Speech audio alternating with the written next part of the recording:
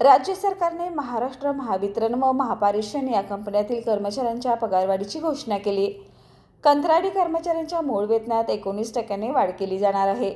उपमुख्यमंत्री देवेंद्र फडणवीस यांनी घेतलेल्या निर्णयामुळे वीज कंपनीतील कंत्राटी कामगारांना 19% वेतनवाढ मिळाली आहे.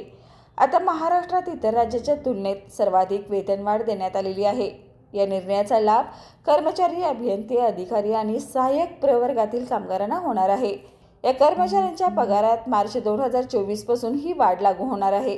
पहिली पगारवाढ सुद्धा देवेंद्र फडणवीस मुख्यमंत्री असताना झाली होती.